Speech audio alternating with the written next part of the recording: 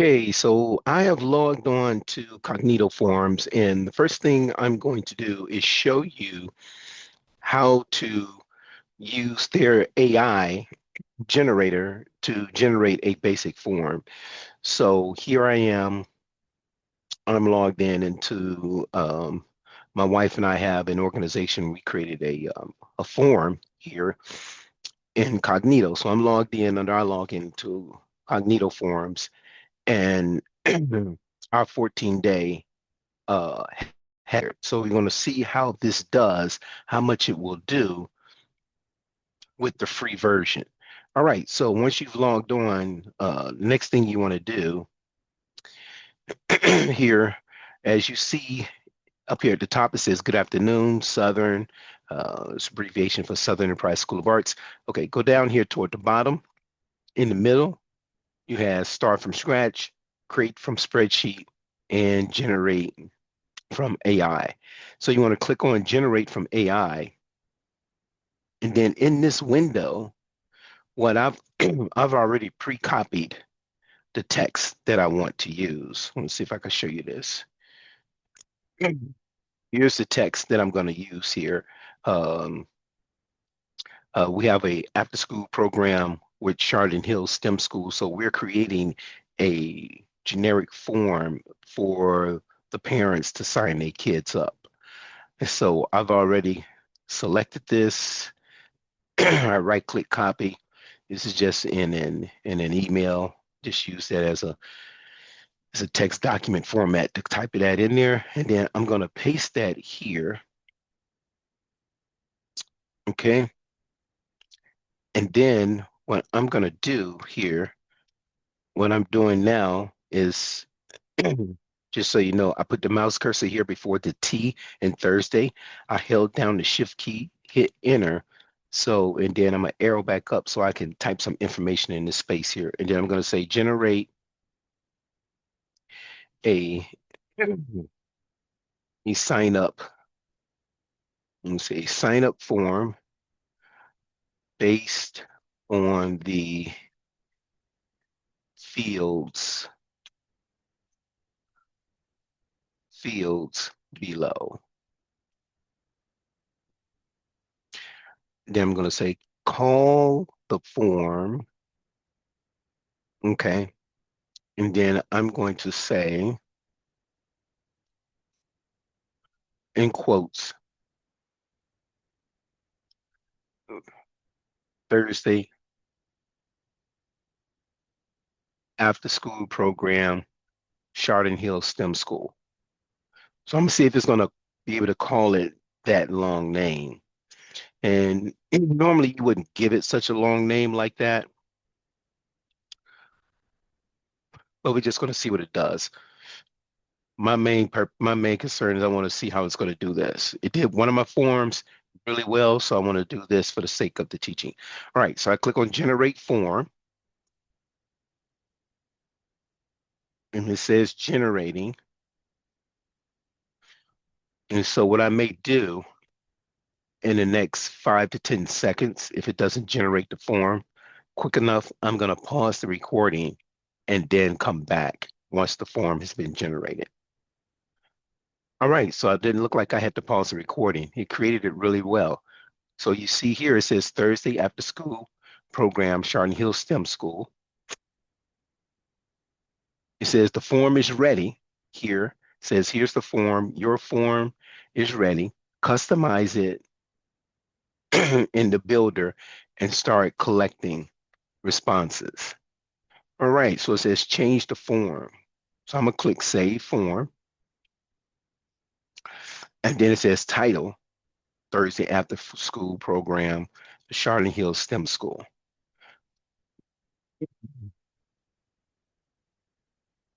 So I'm going to take that out because I want the heading to be Chardon Hill STEM School. And then in parentheses, I'm going to put after school program because this is what I want to see when I create my form. Then I'm click save.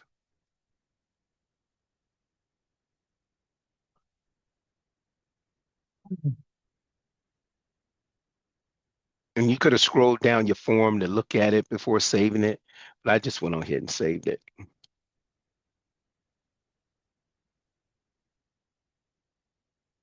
All right, so it's saving now. And if it continues to take its time, I'm going to go ahead and pause the video again. Okay, unavailable features detected because I have the free version. So multiple email notifications. You can't email it to multiple people or, so, but that's okay because that's not what we're trying to do. I want to put this in my website, have people enter their information, and then it will capture that data. Then you click OK. So this just to let you know what you can do with the free version. I have the free version. Okay, so I have two forms now with the free version. So you see here, Thursday after school program, Charlotte Hill STEM School, and it does everything that I want it to do.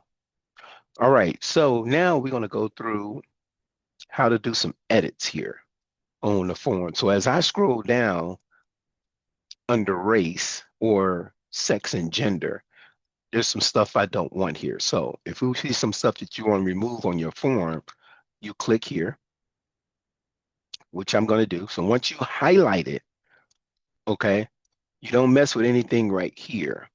You come over to the left and you scroll down and you see where it says choices, female, male, non-binary, preferred not to say.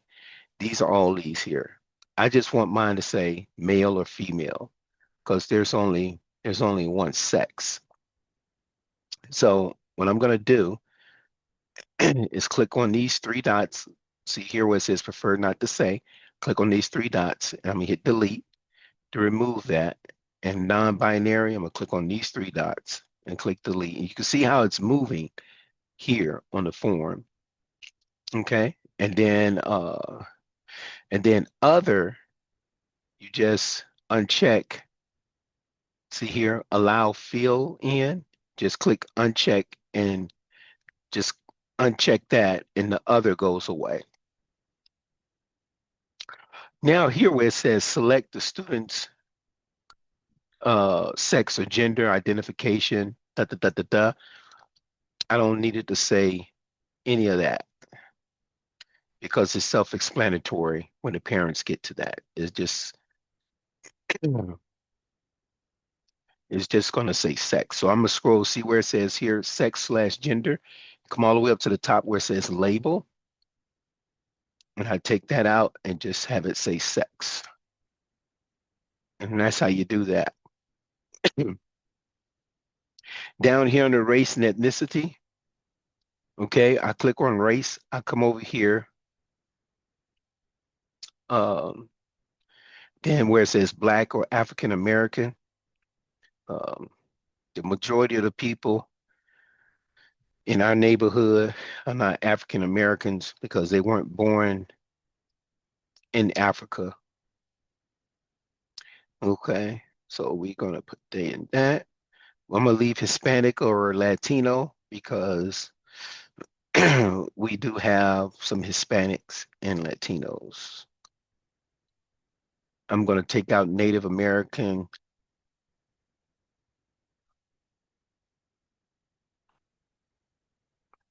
We don't have any Indians. Native Hawaiian, we're gonna take that out. White, gonna leave that.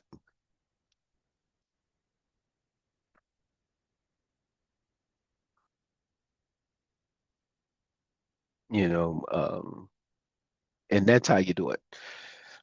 So nowadays, people like to say they're, so when I grew up, it was usually the white, black, Asian, Hispanic, Latino. So I leave it like that and I let them figure it out on their own. And so that's how we do it. And then we take out ethnicity and we just put race. I don't try to complicate things, keep things simple. It was simple when I was growing up. And so this is how I keep it pretty simple. All right. And so this is how you make the changes. Okay. So down here at the bottom, when they click here, accept or submit. So here, these things here, when they click submit, if I click on this, if you look over here to the left, you see how these are changing. When I click on submit, it does some things once it tells me this is what it's going to do when the client clicks submit. When it clicks submit, that email is going to go to southernpridesohio@gmail.com. One is actually going to go to whoever the coordinator is, and the submitted action. So see a new registration has been submitted for Thursday after school program, blah, blah, blah, blah, blah. Please review. So you can change all of this. You can say, thank you for registering. That's what I would probably do. Thank you for signing up for the after school program. That's what I'd probably say. I would say, thank you for signing up for the Thursday after school program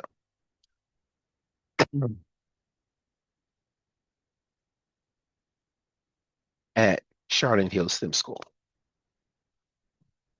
Please review the submission in the admin console. So I'm going to take that out. I'm going to click save. Now, here, the new registration, what also happens is, so I already showed you this one. This one, this email here will come. Okay, I messed this up. uh, okay, so because this one here is going to me. So I would say a new person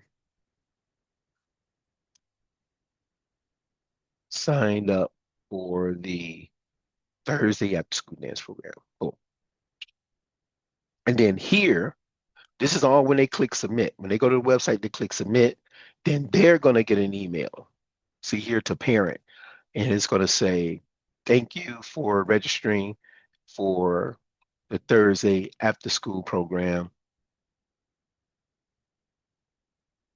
at Chardon Hill STEM School. Your submission has been received and under review. The reason why it's under review because you're going to have to accept it. So I'm going to click accept here. And so you can see how this changed. Registration accepted. Click registration accepted. And it says this is coming to me. Says you have marked a registration as accepted. Please follow up the next steps. Da, da, da, da, da. But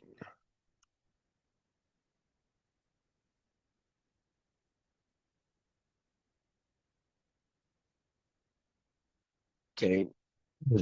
So here where it says upgrade to send more than one email. So I don't need an email coming to me. So I'm just going to just delete that. When I go to submit, I don't need an email coming to me.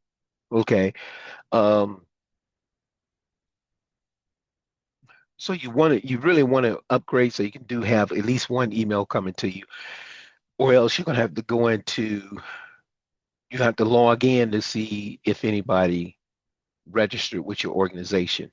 It's not going to send you an email. So when they click submit, I do want an email sent to me. When they click accept, I don't need an email sent to me.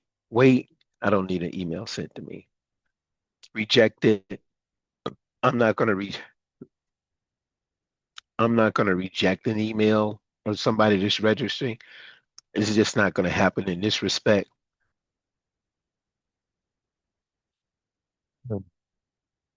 Okay. So it's just not going to happen. And so wait list, you're not going to have no wait list.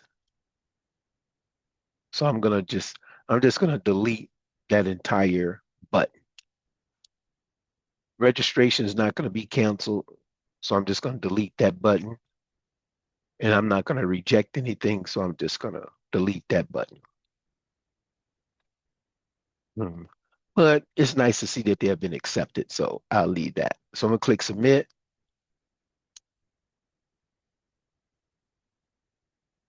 And here, when they click submit, you want to edit this email. You want to say, thank you for signing up. I like to say signing up. You may want to say registration. Thank you for signing up with our signing up for the Thursday after school program. Your submission has been received. I'm just going to take that out. Well, and I'm going to delete that. All right. So, and then that's it. All this information down here at the bottom is a workflow chart that tells you what happens with the form. Okay. Once they click submit, it's been submitted, you accept it, and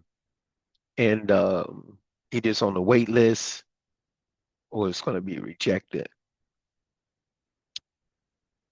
But we don't have to worry about a wait list, and we don't have to worry about it's being rejected or anything like that.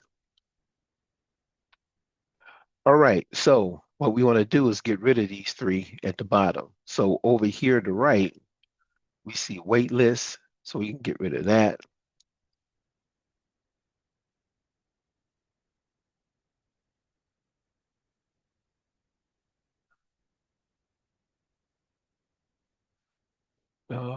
The wait list,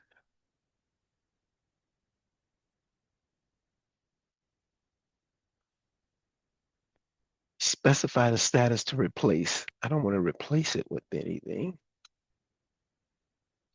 Okay, so I don't want to go through here